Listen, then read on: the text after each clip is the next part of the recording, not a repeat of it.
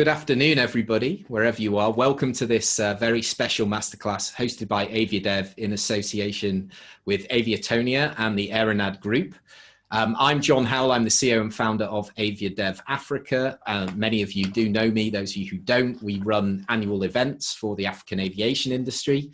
But we have also now, obviously, since the lockdown and all of the COVID, we've moved to doing a lot of things online. So we've done a lot of webinars, virtual events, continuing the podcasts, etc. Now, immediately, as I say, after lockdown, we embarked on a series of webinars. These took place in April, May and June, and then we decided that we would bring you all together for a virtual event at Africa Tomorrow, which took place at the end of July. And I know a lot of our attendees today did take the opportunity to join us for that. So thank you very much. I hope you made some new connections. Harder than ever to make connections because we don't get to see people in person, but easier as well because, of course, the digital environment that we live in now gives us access to these fantastic tools. Now, after listening to the feedback of the industry and having gone through that process, we decided that now would be a great time to provide some practical education. And that was why I was delighted when that we've actually partnered up with Dr. Nadiir Bheekhun, who's here with us today, and the AeroNAD Group to bring you the first of what I'm sure will be a series of sessions that are focused on assisting you to navigate the headwinds that we currently find ourselves facing in the industry, not just in Africa, but of course, across the global aviation value chain. So today's masterclass is all about reinventing your competitive advantage in the new environment that we find ourselves in. And it's going to offer the opportunity, we want to offer the opportunity for all of you to get involved in the discussions as well. So there are going to be polls, etc. I just want, for those very small number of you who haven't been to one of our webinars before, I just want to run through the housekeeping notes for you. So first things first, only myself and my fellow panelists have the ability to use their videos and microphones over the next hour and a half or so. If you've got any questions, do click on the Q&A, then we'll have them queued up, and at regular intervals we can ask those, but there'll be a big session at the end of today's masterclass where we'll come to deal with those questions.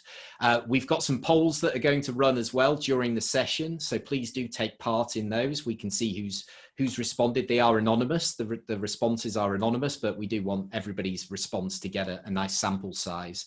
And of course, use the chat for any general comments, or as you already are doing quite vociferously already, which is great. And the final thing to say is that we will provide a certificate to everybody who has attended today, but of course that will only be delivered to those who attended and those who actively participated. And we do have technology and functionality that will be able to work out who it is that has participated in the session. So do make sure you pay attention over the next hour or so. Okay, fantastic. So now I'd like to take the opportunity to introduce both of our panelists today. So first of all, I would like to introduce Dr. Nadiir. So Dr. Nadiir Bheekhun is the founder and managing director of AeroNAD Group. It is an aerospace organization for Africa based in his home country of Mauritius. Dr. Nadiir is a qualified aeronautical engineer and also a professional technologist. He's well versed in aviation management and has been a senior lecturer in aviation for the past years and currently resides in Malaysia. He's proactively engaged in higher education development, professional training, auditing and research, and is an advocate for harmonizing both academia with industry. So he's created this concept of acadistry. And to realize this concept, he's developed a division under AeroNAD Group, which is called Aviationia, the Aviation Academy, which is offering today's free masterclass. And alongside him is the head of executive education, who's going to be delivering today's session, who is Professor Gavin Eccles. He is somebody I've known for some time personally, and he's in a really unique position today because he's got over 30 years experience working across academia, industry, and government. So he understands all elements of the value chain, has a real passion for African development, and brings that global experience to the table. Now, Gavin's worked with Emirates, he's worked with British Airways, American Airlines, United Airlines, Qantas, EasyJet, and many more. And he also recently held the post of Chief Commercial Officer at the SATA Group in the Azores as well. He's also a board advisor to the Portuguese government and an aviation management and tourism professor. So we're delighted to have him with us as our coach, and you know, I'm amazed you can fit all that in. To be honest, Gavin, it sounds like a heck of a lot to deal with. So what I would like to do now is just hand the floor over to Dr. Nadiir, who's going to provide a few opening remarks before Gavin takes us through the session. So over to you, Nadiir. Yeah, thanks for the intro, John. Again, to each and every one of you, a very warm welcome to this first of its kind masterclass, as industries across the world are still experiencing the impacts of the COVID-19 pandemic in different perspectives. The aviation community is among the most affected ones. Repercussion is grave for the African aviation, with almost 3.5 million job losses as per statistics given some days ago. We have witnessed, however, the extensive effort amongst stakeholders from airlines to associations and governments to confront the challenges. But well, at AeroNAD Group, through our division Aviationia, we are committed to respond effectively to minimize adverse effects by providing support in terms of industry embedded programs, so that so that aviation personnel across the hierarchy can upskill or reskill themselves to adapt to the new normal. We have designed basically 3 clusters, which are executive education, technical training, and academic education, to meet the requirement of both an organization as a whole and for an individual also. So in this way, we believe that we may be one of the components which could help to restart the industry in Africa in a harmonized manner. So in the spirit of continuous professional development, what we call as CPD, the aim of organizing today's 90-minute certified masterclass, which is under our executive education cluster in collaboration with Atlantica University from Portugal, is to share knowledge on how stakeholders in the African aviation can reinvent themselves, become more competitive, and emerge stronger together as we take off. So feel free to interact with our coach, and hope that you can absorb the maximum from this class. I now leave the stage to Professor Gavin for his delivery. So thank you again for joining us today, ladies and gentlemen. Over to you, Gavin. Good morning, good afternoon.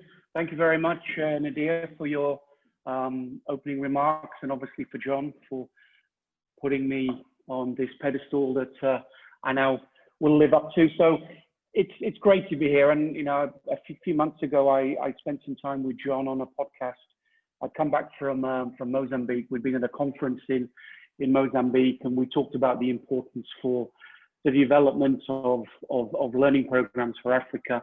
And obviously Nadiir with the group has taken that on. And so for me to be able to share some of my insights today are very important. What I'll try to do, as John mentioned, there will be some polls, but also please feel free, as I'm going to be spending most of my time with the slides, I won't get access to the Q&A as much as John and Nadiir. So please, if there are things that you want me to stop, or John can interrupt me, no problem with that. So use as you can the chat. So what are we going to try and look at today? Let's put some understanding behind the project here. How we'll first look at competitive advantage. What is to be competitive? And then this concept of how to sell. And we're going to have some interesting discussions, I'm sure, between online, offline, and how that impacts in the African market.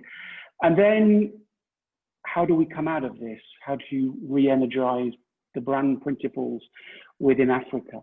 If we start, for those on the line, and of course this is new for all of us. You know, I've since April at the university, we went to Zoom. So obviously it's, you know, we're more used to being able to walk around and share ideas. But I think for those on the line that were in our industry back in the 90s, and those that were studying, I came out of university in 93. Competitive advantage in 90s was all about, there were really two main authors that really shook up the world in the 90s. Michael Porter, you probably remember the work coming out of Harvard, and he talked about cost leaders, focus, and differentiation. And then we had Tom Peters, a consultant from McKinsey's that wrote a most fantastic book called In Search of Excellence. And his idea was that the world was so unpredictable that thrive on chaos.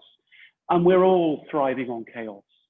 For those of us who've been in the industry through 9/11, through SARS, through the financial crisis, what's been thrown at the industry this time is unprecedented. And I think if I hear that word again, I think we're all a little bit fed up. The reality is that we don't know where we are, but we need to define what we might look like. Let's go back to the 90s. If I said to you, who was cost leader in the 90s? Southwest? What Herb did down in Dallas with the love in the air and what they were able to do in terms of putting Southwest as a real low cost that everybody trusted, supported, and really understood. Who was differentiating? I was fortunate to spend some time with British Airways, and probably if you look back to the early 90s with what was happening with Club World, maybe BA was probably one of the best airlines in differentiation. And then Porter talked about focus, those businesses that take one part of a vision and really push it. And there were some niche airlines, those who have US experience. Midwest Express out of Milwaukee came up with this red carpet service vision, trying to fly business-only aircraft. And there was, in all of this, there were principles that said, we know where we're going and we know what we're doing. If I ask you today, who is a cost leader? Ryanair? Probably. Probably Ryanair is being able to go above and beyond all the other airlines in managing costs. Differentiation? I don't know. Emirates? Maybe on the business prospect. But it's not as it was. To talk today about differentiation, I think people feel that we're all the same. And who's focusing? Is there really any focus from aviation in terms of fulfilling one segment? Private jets? Maybe the private jet business has been able to focus. So coming back to what Porter and what Peters were saying back in the 90s, the whole point of trying to be competitive was to know who you want. Who are your customers? Obviously, we all lived the last 5 years of aviation very comfortably. Business was good. Airlines were growing. Passenger numbers were up. And I presume at some point, everybody was attractive. Why I say now, who is differentiating? Who is focusing? Everybody wanted everybody. Now, is that reality as we come out of this crisis? How might we think about who we attract? We need to withstand pressures. What I would say here is all about confidence. If Peters talked about thriving on chaos back in the 90s, what do we need to talk about now in 21? How can we come out of this to say we're confident that we are different, we're confident that we are better? And thirdly, the whole point of competitive advantage was about strengthening who you are. What do you stand for? What did you stand for in 2019 is probably not the same now what you'll stand for in 2021. So it's time for organizations, and not just airlines, this masterclass is working in the aviation industry, but you could imagine in most organizations, they're all trying to understand who is attractive, how do we make sure that we differentiate, and how do we ensure that we come out of this stronger than those that are with us. Lowest cost. I think, this is worrying. It's very easy for airlines to think about direct and digitalization. But that's not what we were doing back in the 90s. The strategy was all about customer experience, customer service. How do you see customer experience and customer service in a doom loop strategy of cutting costs? Of course, as I said, and what Porter said is that there can only be one cost leader. There can only be one cost leader. And if that's Ryanair, then let Ryanair win. Because how do you compete with Ryanair if there's only one winner? Can we have more than one? And can we challenge what Porter said in the 90s? That you can have multiple cost leaders And those multiple cost leaders can all have their own ways of working. But if we're thinking about cost leadership, what the vision and the strategic thinking said is, it isn't for everybody. Know that you can do it and make sure you deliver it. So lowest costs is one way. The other side is to be different. Why to be different? There's another wonderful researcher, a philosophist, psychologist in the more at the end of the 90s, Edward de Bono, a Maltese gentleman. He talked about there's no such thing as competition. You run your own race. Why would you follow others? Create differentiation, and then the others will follow you rather than you following them. And this idea about how do we try and run our own race? Why are we worried about what the others are doing? As I mentioned, be confident in what you're doing and then see how that might come through. Bring that to the African market. And John, please, if there's any comments coming through whilst I ask this question, who is a cost leader in Africa? Who is differentiating in Africa? Where might we see the vision of Porter's strategy be applied in 2021? Is there scope for low-cost development? We've seen some of the opportunities. We've seen people like FastJet, EasyJet Group moving into Africa, believing you can take the model of Europe and put it in a different continent. We know that there has been some of the transitions of Jumbo Jet from Kenya and trying to create a low-cost vision. Is that really working? And of course, what we see in South Africa with Flights of Fair, Kalula and Mango, and shaking up the domestic market and really trying to position. Is there scope for cost leaders? Who's differentiating? Who is making an experiential project? Who is really driving differentiation in Africa? Ethiopian Airlines? Sorry, yeah, John, Gavin. please jump in, Yeah. because I say I'm just looking at the screen. I don't have the chance to get to the Q&A as much. Yeah, this isn't my opinions, but I'm seeing some interesting stuff coming through on the chat. So Ethiopian, of course, is coming up, and they're able, I would expect, both on differentiation, but also cost because of their economies of scale. They're getting competition because, first of all, they've got a strong brand. They've got 70 odd years of history. And they've got a lower cost base because they've got the economies of scale. That's a bit of a challenge. We also have a great comment from Charmaine. AirLink, of course, that's AirLink down in South Africa, have found a niche that they've carved out through Roger Foster down there. Fly Safair, of course, which you mentioned, doing the low cost offering down there in the domestic markets and sticking to that with one aircraft type. Lots of people, there's obviously conversations about Africa World Airlines, which is one of the private owned airlines over in Ghana, who, we talk about a lot because of their structure and the way they operate. Jerry Max has suggested Rwandair as well. So, there are some good ideas coming through. Yeah, I suppose, and thank you for that, John. And back to the audience. Can you be a cost leader and differentiate? I mean, does one equal the other? Are we better to say less is more on differentiation? Let's try and think about what it is to go back to the good days of experiential service development. Is there a market demand for that in 2021? These are things that will come on and explain. Maybe what I'm going to show you, some people might feel that this is not the correct experience, but are we now at the situation that the airline industry is purely commoditized? Is it like selling toothpaste? I tell you, if you work for these companies, if you work for Unilever, or if you work for Procter & Gamble, the amount of research that these companies put into making toothpaste is often a lot more than airlines put into producing seats or working up customer experiences. The power of psychographics, the power of understanding what it is that customers look for in FMCG, fast-moving consumer goods, is a very interesting parallel for our industry. They're commoditized. Is the aviation industry commoditized? Have we created the perception that there's no difference? Many years ago, again, for the people in the audience in the mid-90s, on distribution, there was a company that came to the market that had a market cap 3 times Coca-Cola. They were called Priceline.com. They are now bought by Booking. Priceline.com allowed passengers, originally in North America, to allow people to name prices. They basically said there is no difference between American, United, and Delta. There's no difference between BA and Lufthansa. And you know what? These airlines place their inventory on Priceline.com. And what they did is, exactly, we're the same. We have no difference.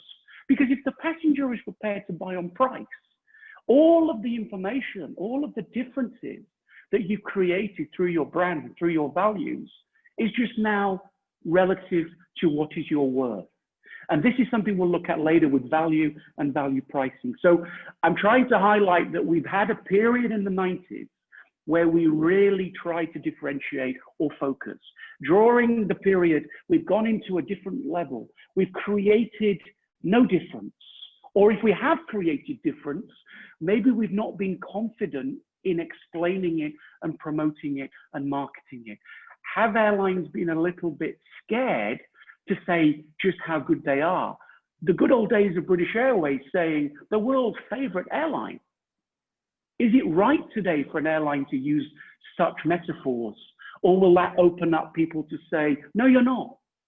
And it's about having the trust and the confidence to be able to believe that you are different and that you're not running a race with everybody else. And that's one of the reasons when you're in a pandemic, we can talk about coming through this. This, in the good old years, would be called managing adversity. What strategic thinking do you do when we're in adverse conditions? Maybe the adversity, this is so adverse, as Peter said, thriving on chaos. The only thing predictable about the future, it's unpredictable. So we don't know where we're going, but we've got to kind of feel, how do we get through this particular challenges? So where might we think about differentiation? How might we invent ourselves? The first thing to ask yourself is, where are we now? How do we see ourselves at the moment? Where do we see ourselves? Who are our customers? Who could be our customers? And how do we ensure that what we need or what they need, we really understand that? Then we talk about coming out of this. This is storytelling. This was another buzzword in the last few years. We need to tell stories. We need to re-inform passengers what we do. We don't just fly aircraft. We provide experiences. Coming back to that strategy of commoditization, those of us that have been lucky enough to work for an airline, it's an unbelievable experience to go to an airport and see people meeting each other in the good old days where we could hug each other. And then I say to you, go and work for a company that produces washing machines. What experience is there in producing a washing machine? Do we get out of bed to want to work and market washing machines? I'm sorry if people are in that industry. We live in an industry, we work in an industry that's all about an experience. And we're talking about not creating differences. We're talking about airlines being similar. Go to the retail industry and look at Walmart, the wonders of what happened with Walmart about creating your own identity. Don't copy others, try to understand. So recovery is all about storytelling. Going back to what you did well and thinking, how do we put that through to the future? And how do you win in the new normal? Of course, $64 million question. But I think it's all about consideration. No, it's all about conversion. We need to start, and I probably will be getting questions about, how do we get governments, airlines, stakeholders together to be able to make sure that we have a common vision on where we can go. But we need to think about converting those potential. How do you think passengers feel today? They're anxious. They're anxious. They're anxious in two ways. They're anxious about what might happen when they travel, but they're also anxious because they keep not being able to travel. So the mindset is, I'd love to travel, but I'm not ready. How can we use storytelling to try and build or reduce that anxiety? Anxiety is not good in marketing. We don't want people to feel that they're scared, but we don't want to be too overconfident that people feel that this is blind optimism. And the opportunity at the moment is all about reducing risk. What I can offer and how my offer makes you feel better than what one of my competitors can offer. It's about simplicity. People need to feel that brands are talking to them as if they are humans. We shouldn't be shouting. We shouldn't be saying how great we are. It's time to reflect, build on our principles, understand what those values are that got us to where we were back in 19, and think about how we take those forward in 21. Remove anxiety. The worst thing we can have is people not wanting to travel. And then when they want to travel, they're just seeing everybody the same. And that's where we have to differentiate. Cost leadership is great, but I keep saying there's one cost leader. The others, we need to really think about differentiation. And differentiation doesn't mean about having the best and about then the highest price. It's about trying to give individuals a belief that there is competition, but there's no real competition. It's time to focus. It's time to understand what is happening, and it's time to vote. So, John, I open up, please, the first poll where we hopefully can ask our audience today, what is it that airlines need to focus on to gain competitiveness? Is it about being lowest price? Is it about innovation? Is it about diversification? Is it about mergers? Is it about advertising, or is it about trying to grow your customer base? Please express your beliefs, and then John will share with us some of the results. And any other questions, John, that have come out of that first part? Yeah, okay. Well, there's an interesting comment coming through, which has come through from Noel, who's the commercial director over at ASCAI there in Togo, and he just said the example of the toothpaste industry is a bit far-fetched compared to African aviation. Simply, the operating costs of providing a seat for an airline in Africa is so high; it's 45% higher than the world average, that all the service providers reap the gains more so than the airlines. So the airlines aren't left with much, which then doesn't give them the cash to invest in R&D and then improve their competitive advantage, which is how it all kind of links itself. So yeah, we've had about half the people attending vote, so we'll give it another 30 seconds. But if you want to respond to that quickly, Gavin, and then we can I think you're absolutely right. If you've got conditions, but you've got people, and we're a people business, and it's your people that can make a difference. And it's the training, and it's why AeroNAD is understanding that there are principles that we've got to put our people back as being the difference. It isn't just about hardware; it's about the difference. As I've said, we're not selling washing machines; we're selling emotions, and we're selling experiences. And the importance of getting the people back. Again, coming back to the work, if you look at one of the Harvard case studies of BA, not 90s, 80s, putting people first. Colin Marshall. I ask any of you, Google Colin Marshall, putting people first. It was a pioneering project to allow the people in that airline to understand how the airline worked together. And the togetherness made BA for some time to be the world's favorite airline. Don't underestimate your people. It's the people that can be part of that focus. And it's that I hope we can try to, build back trust through the experience. And the communication and the people will come back to that. So I think that, it's always difficult to say that we throw money at hardware, but also understand that it's the people that can make a difference. Kaplan and Norton, some other great guys from Harvard, the balanced scorecard, 3 measures: innovation, people, and customers. Kaplan and Norton said, make sure you actually do a customer and employee opinion surveys. Ask your employees if they like where they work, and get those results and check them. And don't just throw them away because, oh, we don't like my boss. No, learn from that, because it's that, again, why people do great is that, happy staff, happy customers. I don't like that. It's a little bit degrading, but the whole concept is about trying to build the principles that your people will make a huge difference. And that's what I was saying about Walmart. Walmart said, don't forget, at the end of the day, everybody can sell products, but it's the way you sell those products that makes it different. That's great. Yeah, thanks. The vision, the vision is something that says the customer is always right. Rule 1. Rule 2, if in doubt, reread rule 1. The customer is always right. So what are we doing, John? Okay, I'm going to share the results with everybody, and you can just have a quick look at that. There you go, Gavin. So there's your answers. Is basically at 48%. And then so let's take innovation and around the differentiation. So I could argue here we are about 48% of people talking about differentiation and 18% of the audience talking about low cost. It's good to see that, because I think what we're saying is to get out of this challenge and reinvent ourselves, we've got to think about what we can do. Of course, how do we innovate? As we said, is it about the hardware, or do we innovate within the software?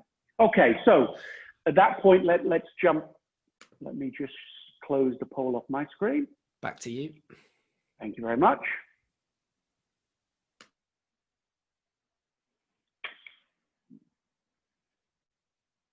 Okay, so moving on.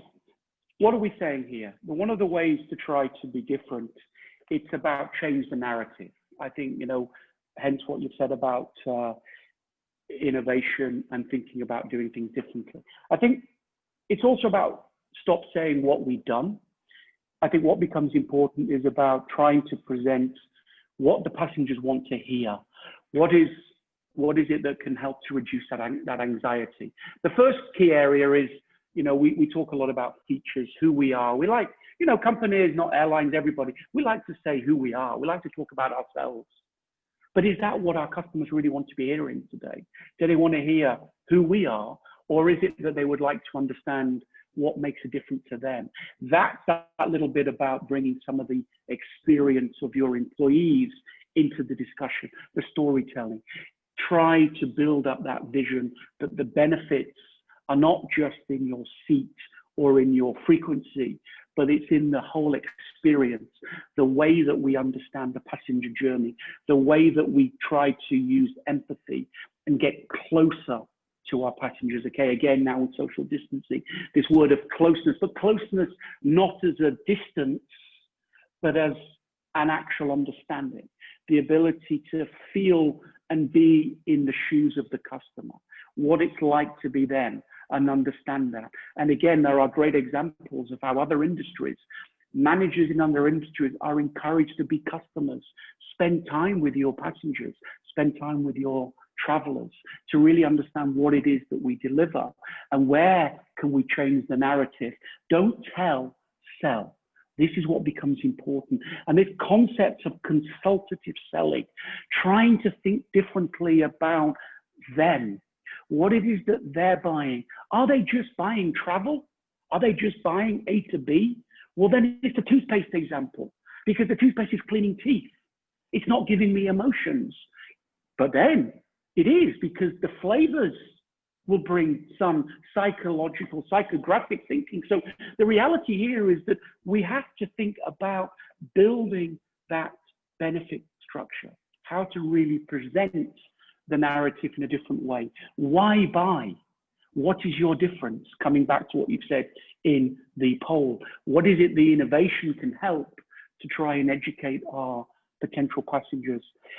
And I think, you know, we're going to talk a little about the whole concept of driving the experience forward and how that then comes through. So the question here is really how to move the narrative from price and telling to the narrative of experiences and selling, but selling in a way that we provide a differentiation, perceived differences are what becomes important. Michael Kotler, again, for those of you who have studied marketing, the 4 Ps, this is 20, 30 years ago. Is it right to talk about the 4 Ps in 2022, 2021? Probably not. Let's try and understand what we talk about. What is product? No, as I've just said, don't tell me, sell me. Give me solutions. It could be the solution is about your competitiveness is frequency. Use it. Use it. If you've got something that you don't think your second best competitor has, that's the selling, not the telling. It's how you change the way you communicate that becomes important. It isn't so much about trying to talk about the hardware, the tangibles. This lovely word of intangibles becomes very important. With solution selling, we're not selling products, we're selling solutions. And how can our industry support solution selling, in a way to reduce people's anxiety of travel. That's the challenge. If we can, of course, vaccines and things will change the mindset, but at this stage, what is really important is to think about going back to your marketing teams. There's a wonderful, this is why, you know what, it's great that we can be on Zoom, but there's nothing better to get you all in the room. One simple exercise is to rank attributes of what you think you do. Attribute testing is one of the best ways that market research companies will work with qualitative insights. Rank your attributes. What do you think you do? 5 things you do. You write them down. And then you ask your customers, what's important to them?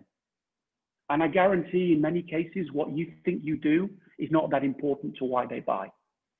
And that's why market research companies spend or charge you thousands to do that exercise, because they do it in nice focus groups and they sit people down and they say, hey, tell what you want this organization to do. And the mindset is completely different. We get stuck in our own ways. Sometimes we call it to be a little bit complacent. We're complacent in that we've always done it this way. And we keep thinking that this is what the market, our customers will want. No. Attributes are really important. It's one of the key areas that a marketing team should be working on. Attribute testing. What is the attributes in 2021 that help to reduce anxiety? So solutions, value. I'm going to talk a little bit this later. But we've got to move the narrative. Stop talking about price. As I said, Priceline.com. Name your price. Name your price. That basically says commoditization. What is value? There's a lot of work being done in professional services, accountants, etc., consultants. If you ever apply, if you ask a consultancy for a proposal, the first thing you'll do is go to the back page to see how much it costs. Yeah, it's normal.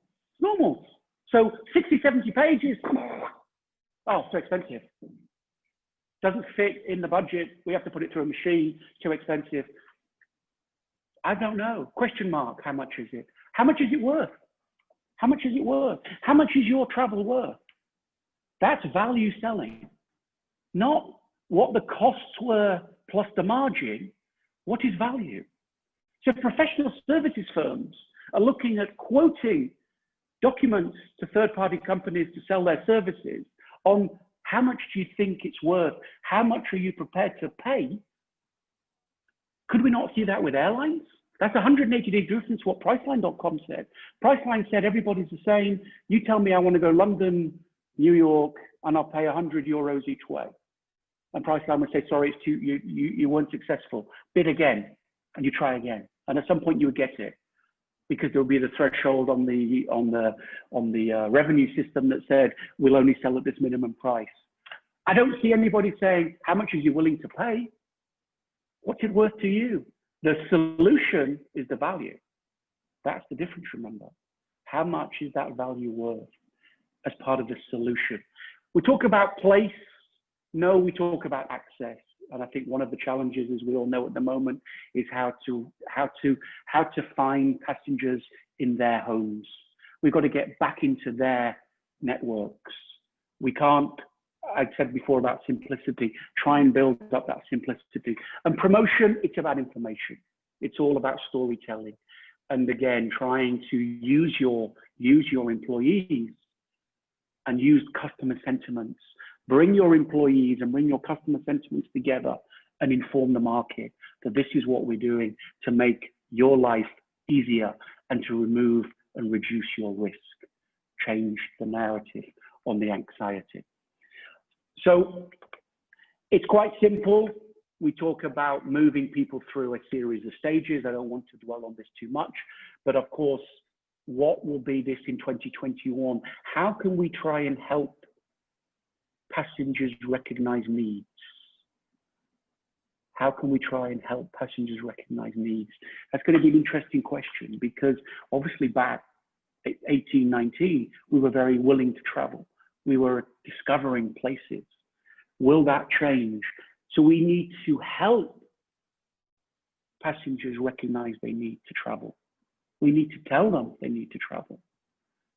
how can we ensure that the evaluation is available, but as we said with the studies of Edward de Bono, that there's no competition.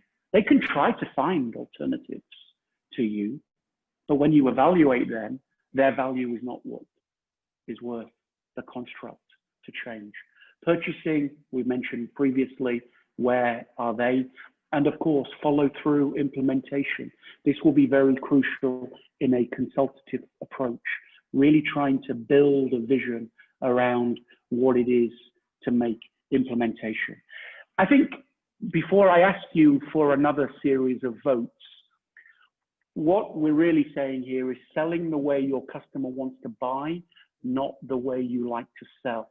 And that throws up a whole project of what is the future of online, offline. If we go back in the 90s, we started to see the emergence of the offline concept. We then call them OTAs. And that's been a lot of the drive of aviation in the last 20 years, to the extent where many airlines were using OTAs as an extension on the basis that that's where they felt customers were going. So it's easy, it's very easy to work with OTAs. So let's put our distribution into that mindset. How does that look versus you selling yourself? Why would you want to put people outside of your brand experience? It's a question that we all ask ourselves. Why do we want people to go away from our brand? Of course, people look for price comparisons. I'm going back to my narrative, commoditization. People want to see if they can get it cheaper because they don't then think that what you offer is going to be different. So we're forcing people to go to channels where their first real vision is price and price. And how can we try to then use that and change the mindset? What about the offline channels? What about the travel agents? Are they with us in 2021? I hope so. I think they have a huge part to play in supporting the brand. They're an extension of the brand. Let's be honest. That's why we have trade relationships.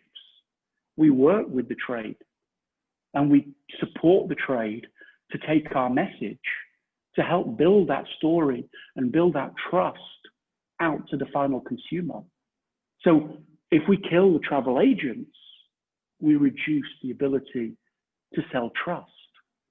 Because if the travel agents are not then really selling your experience, or you're not supporting that experience, and you're sending them to channels where everybody's displayed on price, how does that look?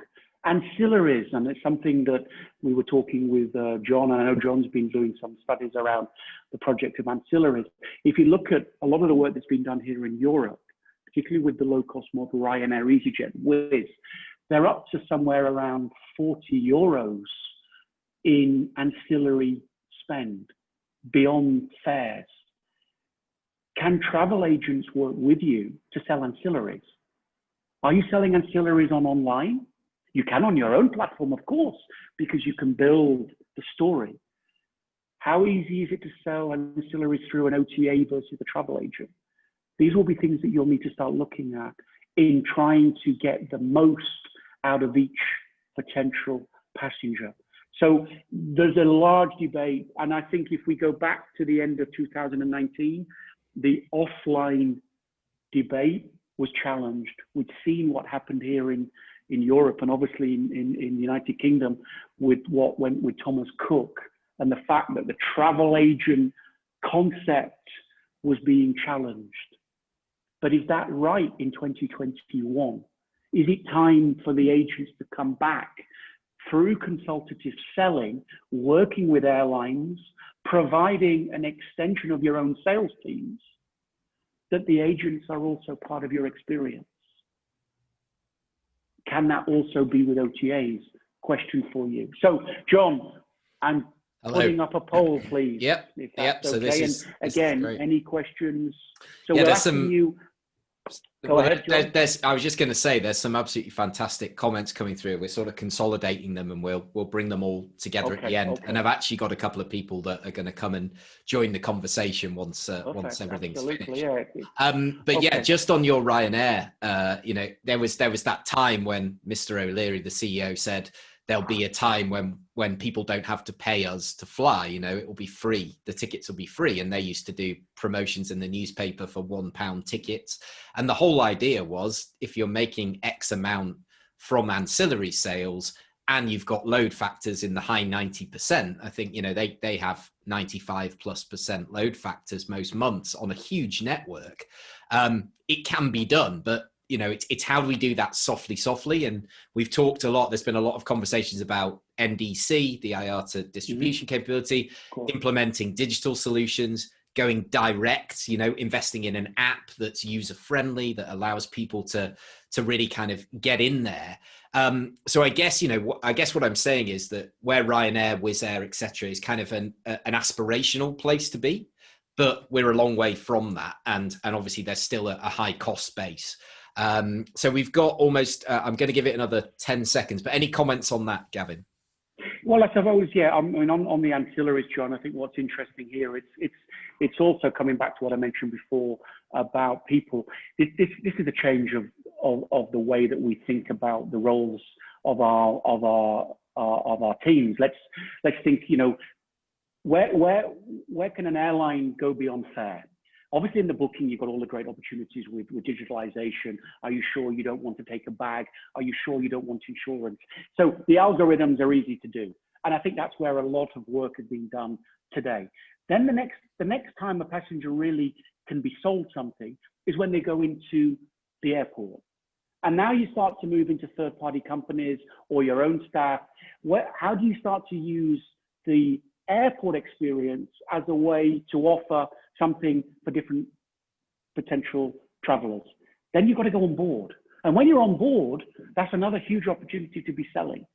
But that's a cultural change. As I said before, your people are there to deliver an experience. And we have there's a wonderful piece of consultancy work, what we call selling through service. So if you're really good at service, you actually sell. Nordstrom's, again, jumping around industries, but Nordstrom's was one of the Bainbridge best customer service companies in the world. You know what, this is, again, it's very kind of Anglo-Saxonic mentality, but the argument was, if you work in a shop and you walk up to a customer and you say to a customer, can I help you? Which is normal. Can I help you? What do I say? No, I'm just looking. So you've closed down any communication. Because the whole point of employees is the ability to interact. It's what we discussed with, you know, NLP, neuro-linguistic programming, body language, and the ability to put yourself as if you're on the other side of the experience. So if I say to you, can I help you? No, just looking. I can't come back and ask you, can I help you? Because you'll think I'm silly. You've already been. So do you know what Nordstrom's did? They spent a lot of money researching. You don't say, can I help you? You actually say, can I answer a question? Can I answer a question? Think about it. Psychologically, it's completely different. Because you don't say no. Absolutely. The mind doesn't say no to can I answer a question. So the relationship has not been closed down. And that's the power of neuro-linguistic programming. And hotels were doing a lot of this. Marriott, Spirit to Serve program, leading project in NLP, and the way that the receptionist engaged with the passenger, the hotel guest to check in. Do we do that in aviation? Do I remember talking about, well, we talk about online check-in. We're killing areas of experience. Now, obviously, will that come back? Social distancing, etc. So I think, you know, you said there's interesting discussions, and that's probably a whole other area about the whole concept of employees and service experiences. So what have we got here, John? Just concluding, about 63% going on the web, yeah, of course, and that helps to sell ancillaries, the algorithm we've just been discussing, etc., building trust, storytelling, putting the package together. And of course, the OTAs, it's around 25%. So I'm a little bit, you know, I'm not seeing enough. Only 5% of you would like to work with the trade. So sorry, travel agency, if you're there, maybe you can defend. I try to defend you a little bit. I think, you know, travel agents can be an interesting. I'm not going to go into the challenges that airlines faced back in March, April, May, June. We all know that it was unprecedented. Sorry again, having to say it. What was the role of a travel agent in all of that? Help the passenger, get the passenger out of the mess. And that was, you know, of course, what travel agents said, I'm not selling. All I'm doing is helping.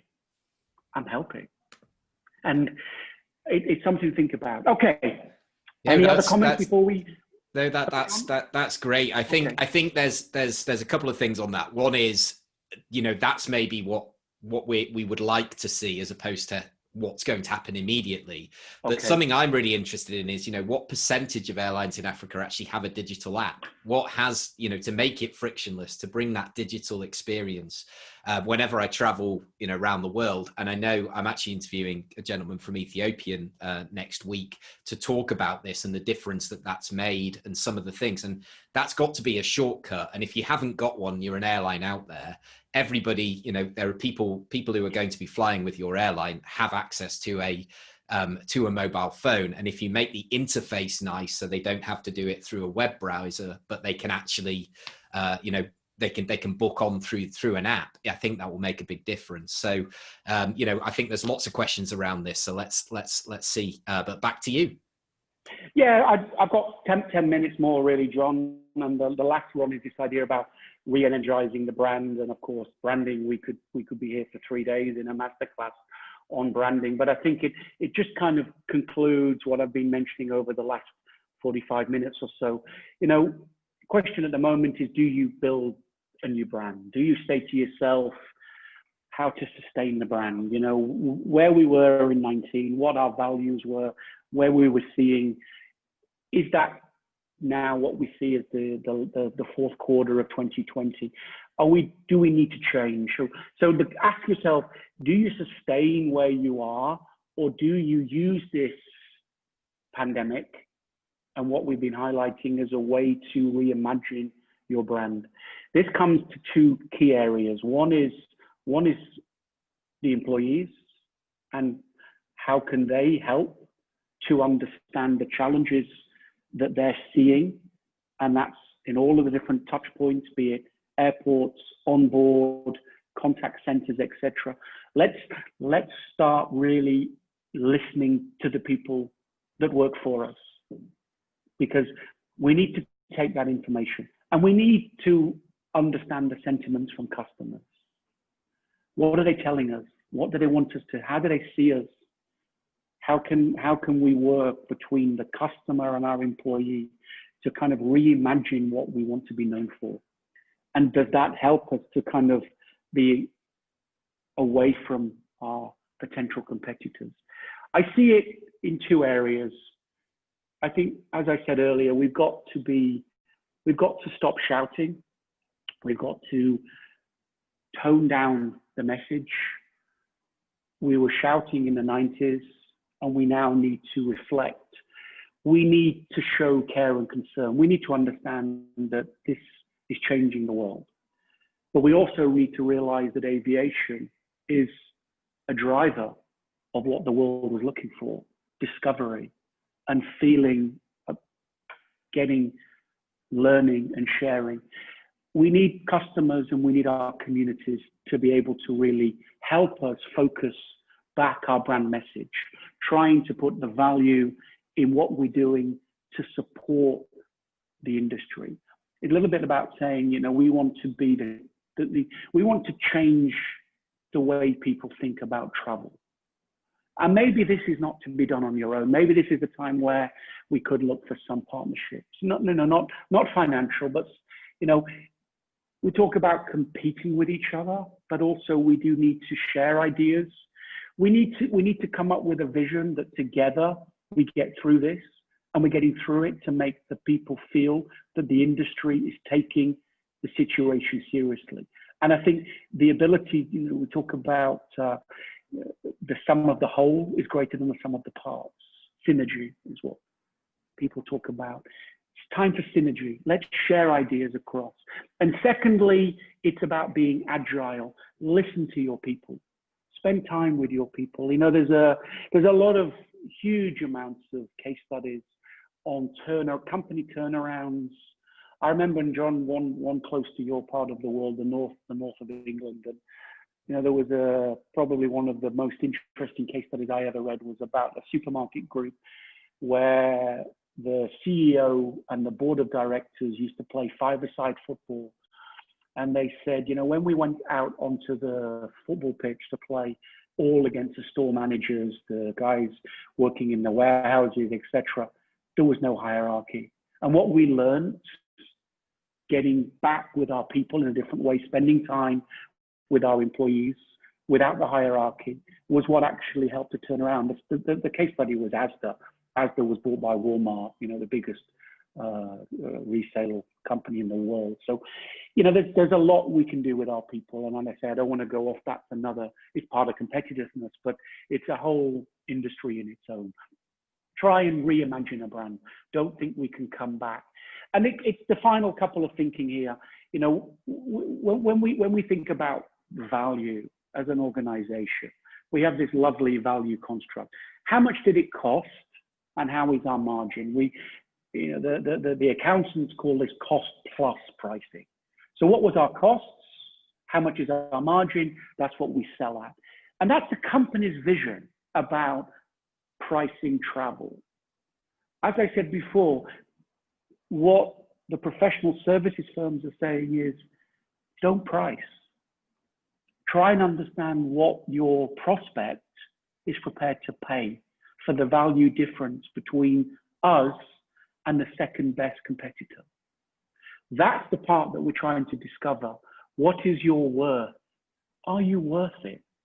If you don't have worth, you just have commodity. And then it's about being the cost leader. But I think what that then says is that there are times when we don't deliver the value and we're not worth it. We could have bought somebody else. And that's something we have to now try and understand as we move forward. How to remove this negative customer margin, the perception that we overcharge, we don't deliver value. Well, we need to understand what, as I said about the marketing guys, rank your attributes. What are you selling? And what you sell, how valuable is that to the people that are going to pay for it? That's a simple exercise. Yes, you can bring in the market research agencies, but you can also do it yourselves. Try and define what you think are your key differences. What are your attributes? And then try to find out, do your passengers believe that you deliver on those benefits? And see what the outcomes will be. Conclusion is quite simple. As Jack Welch is very famous saying, if you don't have a competitive advantage, don't compete. What am I saying to conclude?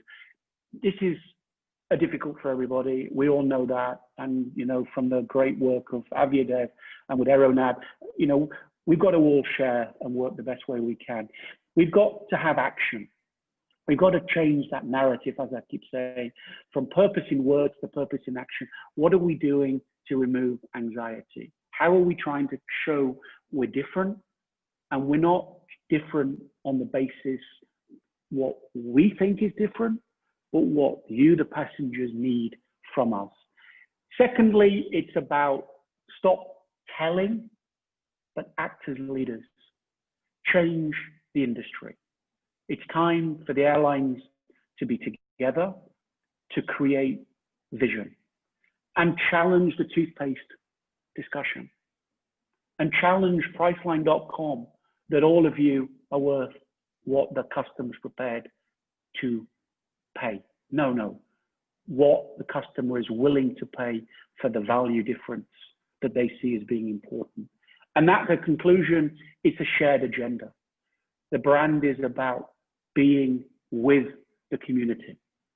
This is something that we were when branding was really driving in the 90s, there was a lot of talk about building brands around the experience, building brands around the dimension of togetherness. And that kind of went a little bit out It's time to bring that back. Shared agendas are very important. And that might be that, yes, you share ideas with competitors, but if together we can make differences, then that's also important to change our industry. The conclusion, and what I'd like you to finalize, is what may get in the way. You're the expert, the people who are, thank you for coming on from all parts of the world, but for those specifically from the African region, what is it that might get in the way of airlines, be it your airline, or if you're working with airlines, what is it that might get in the way of what I've just tried to say? What might stop rebuilding purpose? And how can these airlines create togetherness? How you do that? There are particular ways of doing it. What gets in the way? It's quite simple. Our culture, our culture. We've always done it this way. Why would we change? Well, maybe the pandemic forces us to change. The next one is our structure. We're too big. We're too big to change. We're too big to rebuild. We can't do that. Never going to work. We tried it before. Never worked.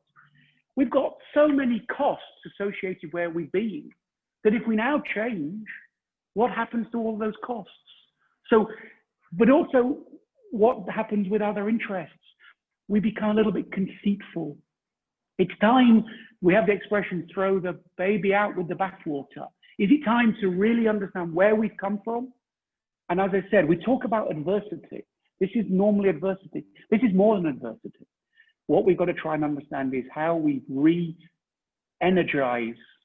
the purpose of the sector and the purpose of my role in delivering that difference. And at that point, John, I will ask you to open up the third poll, please. And at that point, then the floor is, and I will stop sharing my screen, bring John back and Nadiir back to the table. Fantastic. Thank you. Okay, so yeah, please vote. We're just waiting for those votes to come in. So if everybody can vote, that would be great. Okay, fantastic. All right, so I'm back on. Yeah, Nadiir, if you want to join us as well, that would be great. And I've actually got somebody who's going to join us, who is Martin from Kenya Airways. So I'm going to bring him on to the stage as well now, because he had a couple of interesting points. I think right at the beginning, you obviously talked about Jambo Jet, and you talked about Kenya Airways and differentiation and competitiveness, and it'd just be really interesting to see what Martin's got to say on that. So before you join us, Martin, I'm just going to close the poll. So I think pretty much everybody's voted now, and just for some commentary from you, Gavin, that's interesting that there's the results for you. Well, yeah, I mean, to be honest, it is, because normally people would say that the costs are traumatic to change, but actually in this case, only 7% believe that it's the costs that are the challenge. Actually, no, it's the business itself, which is another masterclass in how to change cultures. And as what I said, there's a wonderful piece of work. Just Google. Please, I'm not here. Don't think I'm selling BA. But what BA did with putting people first was probably the best case study that Harvard has on culture change in our industry, because they took a pretty conservative airline and made it the world's favorite airline for a period of time. And what that was about was getting people, the employees, around a message. And I think, that's a wonderful thing to leave, that we can change. What's stopping it is ourselves. And not the fact that we've invested too much money. You can change culture. It takes time, but it's something that can happen. So thank you very much, John. No, thank you. It was wonderful, Gavin. It was really great. We're getting some great comments coming through on the chat, but I'd like to bring Martin in. So I think he's going to unmute himself. And yeah, hi, Martin. Can you hear us? Yeah. Hi, John. Thank you for taking the time, first of all. But how are, you know, I suppose the big question, you can give us your own comments on what you thought, etc. But how are KQ reinventing their competitive advantage? That's a good question. Bit of a broad one for you, but over to you. Yeah, that's a tough one, but I will start quickly by thanking Professor Gavin and Dr. Nadiir for this masterclass. It's wonderful. Wanted to point out on the ground, especially for us in Kenya, the biggest challenge we've faced has been the cost aspect, the cost side, and working collaboratively with the different governments. So for JumboJet, which is a wholly owned subsidiary of Kenya Airways, they have been able to maintain a cost leadership purely based on the negotiation at group level. So managing the fleeting, the fuel, and all the other aspects at a group level has meant that JumboJet can then go into that niche market where cost leadership is critical and key. Now, for us, we saw that as a need because we needed to increase the propensity of travelers to fly. In Africa, we have very low propensity for the travelers to fly. So we wanted, especially domestic, to ensure that we have more trips for every passenger because we were not seeing a big increase on the size itself. So us having a higher cost base, we're able to go for more on the differentiation aspect and then leave JumboJet to go on the low-cost niche environment. Okay. Yeah. Any comments on that, Gavin? No, I think, you know, it's a smart project. I think, you know, as you say, you've got to look at. There's an expression that says, you know, if you can't beat them, join them. Yeah. And if you didn't do it, somebody else would. And I think you've got to, you know, one of the challenges, and you know, if you look at history, there's a project called cannibalization. Companies cannibalize themselves by creating subsidiaries. And you know, your challenge with you and your leadership team is how to make a difference between one part of JumboJet as one and Kenya Airways as the other. Because you know, there was just study the brand Go. If you didn't, Go was a low-cost airline of BA. And BA killed it because it was being so successful that it was hurting the flag carrier airline. So it's an interesting project. As I say, if you don't do it, somebody else will jump in. So in that way, you're covering all angles. The question is, can one airline run two different models and both be successful, but not cannibalize each other? You know, please don't think, look at, you know, Ryanair has been quite strict. They haven't started to fly long haul. They've stayed at what they know.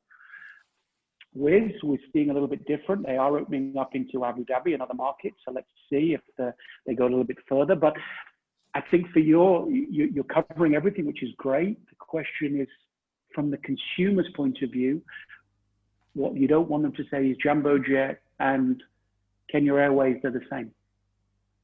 There's got to be differentiation within your own structures so that you run them as separate units and then you're covering all angles. I don't know if you know rugby, the sport rugby, we call it flanking strategy. The flanks are the sides and you get these little young guys that are really quick. This is called a flanking strategy. You basically cover all angles. So if you cover low cost and premium, or in full service, let's call it, you stop the market, you stop the competition. So that is correct, Gavin. I hope you're very successful. It's a good project. Yeah, that is correct. Fantastic. Thank you, guys. Yeah, I want to come back to the price question, Gavin, because when you started talking about price, and you talked about it a lot, and you know, we have to be advocates of avoiding a race to the bottom, but a lot of people coming back saying that is going to be you know, Alex from Cape Town, she was saying, you know, that is the #1 driver. Everything else is a nice to have when you're looking.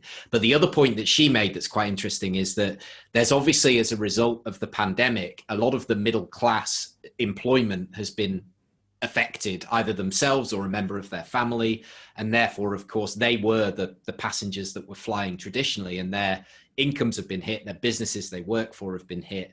And how do you replace that? Because obviously in Europe or the US, you know, it's slightly different with the demographic that's sort of been hit. But, you know, how do you go about that? And how do you be brave enough to not just price, not just look at your competitors and say, oh, I've just got to match it, otherwise all my competitors are going to fly with them?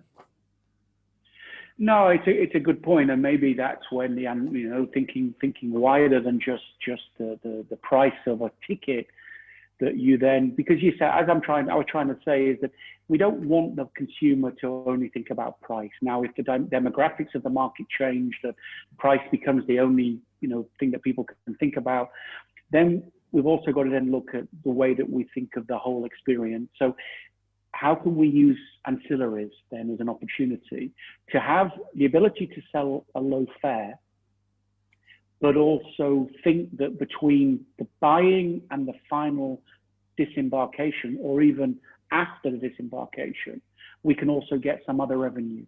Because otherwise then it's coming back to, we need to be lowest cost. Because you're right, there's no point having a project in the market if there's nobody willing to buy it. If you price yourself out of the market, that's good, and that's why the jumbo jet project is very good. Maybe in the time that in the next months, jumbo jet won't cannibalize Kenya Airways on the extent that actually maybe Kenya Airways doesn't fly as much and let jumbo jet fly while the market is still kind of reinventing itself. But if you don't have a full service and a low cost, and you're a full service pricing the same as a low cost, then it's not going to work. The money won't be there. So at that point, how do you then try to raise some difference from thinking about the whole customer experience pricing and what can be value added during the journey? Otherwise, we're ending up, by default, we're wanting people to fly and we're encouraging people to fly.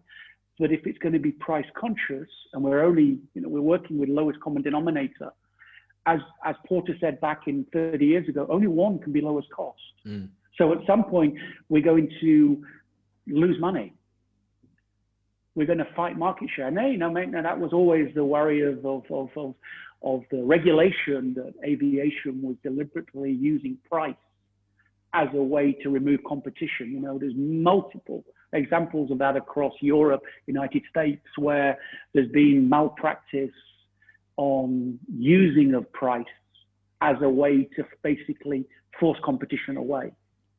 But the other point of that is that actually in a lot of the routes, there is no competition or scope for competition because traffic rights are not there and the airlines are protected, etc. So then they're not under pressure to sharpen up and be competitive because they don't have a competitor. Then you would argue that you wouldn't discount. But if the question is that there's no natural market demand, if the middle class is suffering. And this is the wider question that a lot of people were talking about. And this is what I wanted to ask you, Nadiir, is, as our African on the panel, as somebody who's lived it, do you think that the barriers that Gavin brought up on that final on the final poll, do you think they'll remain, they'll hold us back, and people will, Africa will come back and it will make the same mistakes, or whatever you want to say, that do things the same way? And I don't think it's unfair to say mistakes, because of course the industry was losing money as a whole, pre-COVID anyway. But what do you think will happen, and what needs to happen? Well, thank you, Gavin, for this insightful class, and I'm glad to see that there has been much interaction between the participants and you throughout the class, through John. So I really appreciate that. From a bit of my observation before I answer your question. So basically, it seems that our community believes that the African aviation requires 3 features. So that's collaboration. I can see really that participants is really being keen, that they are really wanted some kind of collaboration amongst airlines, or it could be also collaboration between different types of stakeholders, let's say airlines, governments, the academia. So of course, with the proper synergy, things can happen, So that is the first feature that I agree with it. The second would be, it goes also together with innovation. So in terms of R&D, or getting the proper data of how the trend is going. So because let's say that the airlines are really operating, but we need data also. coming from the background of academia. So, you know, for you to have improvement, you need to have proper data. You need to have a proper data so that we can see where the gap is coming, and then we do the proper improvement. So one of the lacking is about perhaps the quantity of data being recorded across the continent. So maybe we need to have some improvement in terms of innovation and in terms of R&D across airlines. And the third feature would be, Gavin has quite elaborated on it, would be the emotion and culture. As we all know, we would say that culture eats strategy. You can have a very good strategy, but you need to make sure that it goes aligned together with the culture. But let's say that there could be that some of the culture needs to be tailored, you know, so maybe it's not really the correct one. So we need to work on that also, so that we have a harmonization of businesses across Africa. So with these three features being appreciated, I sincerely believe that potential can be transformed into prospects. This is one of the masterclass. We can have more, and it depends on really on the feedback of the participants. But we need to start somewhere. We need to know where we should be begin, and what are the gaps need to be filled. And also, I would say that it is an opportunity nowadays to reopen the skies, the African states' skies under SAATM, because we've just got a lockdown. We need to reopen our skies again. So maybe I would say that there should be a high commitment, really a commitment to open the skies on the SAATM. This is also one of the specs. So I'm not sure whether I really revert back to you, John, but this is from what I have been observing across the session. Yeah, I totally agree. And I think that, you know, there were so many comments coming in about everything that is going to ultimately distill down to competitiveness. But obviously, you know, we wanted to kind of hone in. But as you mentioned, Nadiir, you know, we're very keen. As I said at the beginning, we moved from kind of the webinars where people were just professing an opinion. And as Gavin said at the beginning, we don't know where we are. So what can we do while we don't know where we are? And things like SATAM implementation, African Continental Free Trade Area, uni visas, at the moment, they're out of our control, but through our engagement and through getting the trade engaged, maybe we can work upwards and we can encourage the ministries of transport and, you know, and the policymakers to actually make that change. That's our big goal, of course. If we had open skies, then AviaDev and what we're trying to do, which is first and foremost improve regional African connectivity, we can provide that success, because when X airline meets X airport, they don't have to worry about traffic rights. They can just have a conversation like a commercial environment. So I guess that's the question for you, Gavin, is how much does the current operational environment limit competitiveness? I think, John, it's, yeah, as we are, yes, but, you know, we know that this will be resolved. And let's be honest, you know, that there's not a huge difference in what we were seeing in 2019. I think, as you said, some airlines were tougher, and there was probably too much capacity in certain routes, certain continents, etc. But the principles, I think, you know, what we were seeing is that the industry was realizing that, you know, the way that we work with the manufacturers and the way that we now create the kind of, you see these three windows. You've got the narrow body, 3 to 5 hour flying, and then you've got the wide body mid-size that was flying 7 to 12 hours, and then the large narrow bodies going anywhere up from 11 to 15, 16 hours. And then we were at the crest of a wave of this new project of the somewhere between, it's a narrow body, but it can go as much as 11 hours. And those kind of four I don't see that changing. You know, I don't see the manufacturers now saying, oh, we need to create completely different planes. No, we saw yesterday, I think Emirates said yesterday they might change some of their strategy from less 777s to a few more Dreamliners because they don't need another 50, 60 seats. So you're not going to come up, we're not going to reinvent the manufacturer. We don't need new aircraft. What we now need to do is rebuild back the demand. And that's why I was talking all about trust. And obviously the project of what the gentleman that came on, the importance of looking at low-cost concepts as well as differentiation. I think it's don't throw everything away. I wasn't saying, you know, radically make a change, no, because that's no good for anybody. But it's go back to what you think you were doing well. Tom Peters had this interesting expression. He said, you know, do it, but do it better. Yeah, absolutely. And I think, you know, another thing, so Charmaine's brought it up and Getane from Ethiopia yeah, I as well. apologize because I was, no, so, you know, it's normal. No, that's what we're here for. Engage Gavin. with each other, but it's been so difficult. No, but their conversation is all about the opportunity for interlining and code sharing as well, which obviously I think, while demand is low and you know, you're flying the same route, why not partner up? Why not get a onward connectivity? Why not, you know, fill it from behind as well? And we've seen this. There's a bit of a reluctance generally. I'm not saying across the board. I mean, a great example again, and I use them a lot because, you know, they're doing good things. But Africa World Airlines have code shares with airlines like Emirates and Brussels Airlines, and they can fly you when you land in Accra to Takoradi or wherever it may be, all on the same ticket. They're not part of an alliance as such, but they're creating these really interesting collaborations, which is then expanding their network. And they're still operating a fleet of ERJ 145s. They're not starting to operate any different type of aircraft, but they're getting the benefits.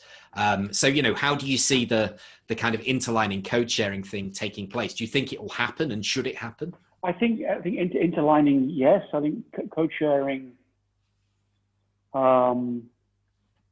it comes back to what I said about, are you different? Because then you're saying you're the same as the other. My only worry, John, and I quickly saw a question. Somebody said, hey, how can the African companies compete with the international airlines on long haul? If what you're telling that by doing interlines, let the non-African airlines do the big things and the international airlines do the incoming. And so we just create regional airlines connecting some hubs in Africa. Is that a vision for Africa? It's like India, you know, India, if you look at India, outbound of India, India's 1.4 billion people. You've got to go via Abu Dhabi, Dubai, or Qatar. Okay, Vistara is about to start flying to London, and SpiceJet doesn't have aircraft, but it's going to take a couple of A330s. So the same. So Indian outbound, you have to go to the Middle East. African outbound, you have to go somewhere else. Is Africa, the vision of Africa, to not have the ability to take from the big markets, Africa to the world direct? I'm throwing that out. Yeah, well, it's the same as India.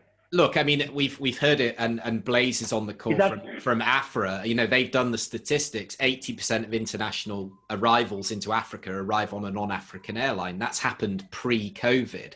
So in a way, that market, like you say, that market is kind of lost. And that's why I've always believed that if you're going to develop somewhere, you should look locally, regionally first, build that up, which is ironically now how people are talking about the recovery of both tourism and therefore air travel. Of course, it will start domestically. Then as the borders open, that will open on a regional basis. Then you can look international. But there's been so many examples of airlines that are receiving wide bodies early in their life without economies of scale. Of course, right. Ethiopia, you know, has done a great job with Addis taking over. You know, up until a couple of years ago, the #1 transit hub for intra-African travel was Dubai. I mean, that's crazy. It's a non-African hub, and then Ethiopia, Addis now has that, and it's seen the value of creating these strategic partnerships and bringing that traffic through the airport there. You know, and there are other countries and other airlines that want to do this, but they need the scale, and that's something that's lacking. I think, you know, generally as one example. No, and I think, you know, it's, as you say, horses for courses, but I think the vision, as you say, is there enough? Is the vision to have the ability for African leadership on taking that project forward. And say, I was in a conference last year with the CEO of Ethiopian, and you know, that vision is unique. What's been created, and that is, there was a lot of emotion in the gentleman's speech about had a lot of the international airlines not really look seriously at Africa. So that's why they were able to really make that transition. As you know, we've been talking about China. Why are there no China-Africa direct flights with Chinese airline companies? Absolutely. From the point of view of development, you know, pre-COVID, there was none, as we discussed in Beijing last year. So yeah, it's as you say, please, and that's what I said before about blind optimism. Everybody should have their own airline flying wide bodies. No, it's beyond that. But I think it's also, you know, Interline and co-share is basically saying, well, if we can't compete, let's join. Absolutely. Yeah. I mean, Stephanie makes a great point, and I would totally agree with this. She says, I think there's a limit to what we can blame on COVID. Some of these issues already existed. COVID exposed it further. Whilst I agree with that, I also think COVID gave us a unique opportunity to take stock. Everybody was kicking the can down the road because they were operating and things were just going on the same. Whereas this is that full stop. It's that period where you have to, because you can't just put something straight back as it was before. You've got to build back better, to quote a few people. You know, this, if we start up again and we're doing the same things, we can't expect a different result. That was Einstein's what he said, wasn't it? You know, stupidity is doing the same thing over and over and expecting a different result. So, you know, we can't do that. And that's why, you know, talking about competitiveness and reinventing business models and having these conversations like we are today, and the amount of chat has just been absolutely awesome. No, and that, you know, we're doing the best we can with the technologies available, and it's been a great platform. But, you know, it's the same. We've got to be champions of our own reason. We've got to tell people you need to fly, and as an education, we've got to tell people that you need to get people back in training rooms, because one thing is me interacting with you via this, but you know, this is, we have the expression roll up your sleeves and let's discuss it. And the technology is there, but it's not there yet. You know, as you're seeing in this, it feels like I'm talking at you, and I don't want that. That's the whole point of the masterclass. But whilst we don't have anything else, we have to do it. But the reality is we've got to be out there and singing praises. If it's an airline, you've got to tell people we've got to go out. If it's educational, we've got to, it's one way, but it's not the same way. Because you say all these people, they've given up their time to be here, and we want to share ideas with each other. And the sharing around is even more important, as people say. The whole point of doing an MBA is the alumni and the sharing. What Absolutely. We give, it's a little bit of insight, but it's the sharing amongst each other. And that's what I think, what I was just quickly looking at some of the people saying, we need to try and really put that agenda about shared experiences. And we've got a little platform here. We've got a peer group, you know, do connect with all of us on LinkedIn, you know, write to us, reach out to us, you know, you'll get a follow-up email as a result of this as well. And we'd love to hear your thoughts on what else you'd like to discuss, because, you know, this is early days, but hopefully, you know, from the comments, I think people have had a positive experience. So I want to hand back to you, Nadiir, just to wrap up, and then we'll let everybody go and get their lunch or have their afternoon, and really appreciate their time.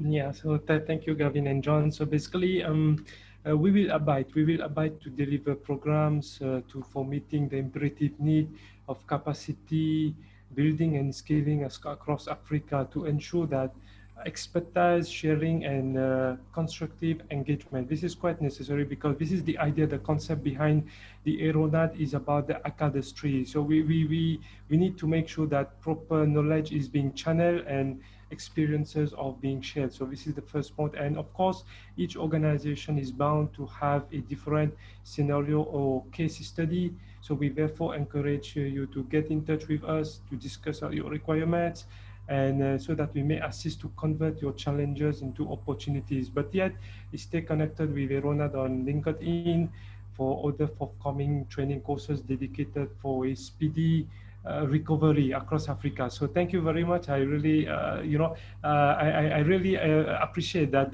we got so many participants in really doing some kind of interaction across the event. So hopefully we can see you soon again with another topic. Hopefully. Thank you everyone. Fantastic. Yeah. And Gavin, anything to add? No, I'd say please thank you for giving up your time to listen. I couldn't answer you personally. It was, I'm trying to jump between my slides, etc. But it's a start, and your feedback's very important. So please liaise, as John has said, and good luck. It's easy for me to sit here in an office and tell you how to run your airlines. I mean, I have been on your shoes as well, but it's always in adversity and pandemics, it's an opportunity to relook, and that's what I'm just trying to give. I just felt that when we needed a topic to discuss, the aviation industry in the 90s was really buzzing, innovation, vision, new thinking, and it didn't really continue. So could 2021 be the real, the one? And even in, Nadiir is more than I am as on the academic world. We don't have the Michael Porters and the Tom Peters on the academic side anymore, really coming up with vision. We talk about cost leadership, and I'm sure some of you talk about cost leadership and differentiation. It was 1988 that Michael Porter wrote the Competitive Nation book, and we're still using it. That says something, that there was a period in the 80s and 90s when industry really was at leading edge. And that's why I use that worry about, don't just think of digitalization and online, not in the aviation industry. We're a people business. Absolutely. Well, thank you so much to Gavin. Thank you to Nadiir. Thanks to the team. Thanks for everybody for joining us, giving us an hour and a half of your time. As I said at the beginning, we've decided, and we've tried to move with what we think the industry and our community is probably a better way of putting it, is looking for. And we've moved away from kind of the webinar, which is, we want to give you some skills, we want to give you some food for thought, we want to give you the opportunity. So we'd love to hear from you what you'd like to hear about next. Obviously, I'll keep the information going. We've got loads of really interesting podcasts coming up. So if you don't subscribe, it's totally free. You just Google AviaDev Insight Africa. You can find the podcast. There's an app in the App Store, etc. Obviously, follow me on LinkedIn, connect with me on there. We put a lot of information out there on a regular basis. And more importantly, connect with each other, because we're going to get through this by collaborating. It's one thing talking about it. It's another thing actually getting your heads together. That's what we try to do through AviaDev, is provide a professional platform. And obviously, we're now having the opportunity to deliver some education with the kind support of Dr. Nadiir and the AeroNAD Group as well. So thank you so much for joining us. We'll get the recording done and we'll get this over to you. You'll get your certificates, and have a wonderful, wonderful rest of the week. And we'll see you all very soon for the next edition. Okay, take care. Bye-bye.